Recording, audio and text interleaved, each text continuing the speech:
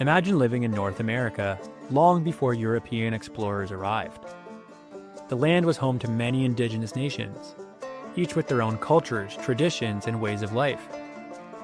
These nations had strong communities, developed unique skills to survive in different environments, and traded with one another.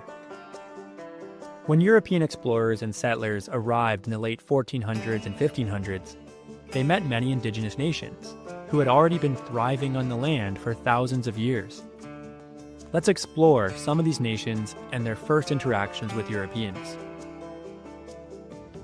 In the Great Lakes, St. Lawrence region, there were many indigenous nations, including the Haudenosaunee, Iroquois Confederacy, Wendat or Huron, Algonquin, Ojibwe, Ottawa, Potawatomi, Wescarini, and Abenaki. The Haudenosaunee were skilled farmers and warriors, known for their strong longhouses and democratic government. The Wendat, also called the Huron by the French, were expert traders who lived in large villages surrounded by wooden palisades. These nations played a major role in early trade with the French, exchanging furs for European goods. Farther north, in northern Ontario, the Cree and Ojibwe were known for their skills in hunting, fishing, and living in the vast forests. These nations traveled great distances in canoes and on foot, trading with other indigenous groups long before Europeans arrived. When the French and British entered the fur trade, the Cree became important middlemen, helping to transport furs from the interior to European trading posts.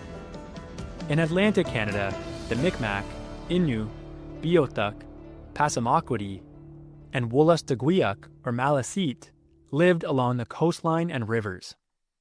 The Micmac were skilled fishers and navigators, using birch bark canoes to travel across the ocean and trade with neighboring nations. When the French began settling in the region, the Micmac formed alliances with them. The Beothuk, who lived in what is now Newfoundland, had a different experience. They tried to avoid contact with Europeans, but conflicts over land and resources led to their tragic decline. In the Arctic region, the Inuit and Dene had adapted to one of the harshest climates on Earth.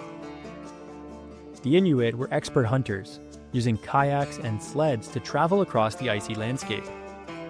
They hunted seals, whales, and caribou, using every part of the animal for food, clothing, and tools. The Dene lived farther inland, relying on hunting and fishing in the tundra and boreal forests.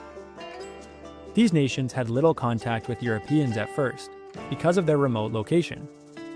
But when the fur trade expanded, their lands became more valuable to European traders. Each indigenous nation had its own way of life, shaped by the land and its resources.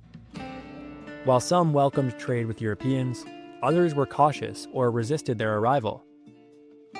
These first encounters set the stage for both cooperation and conflict in the centuries to come.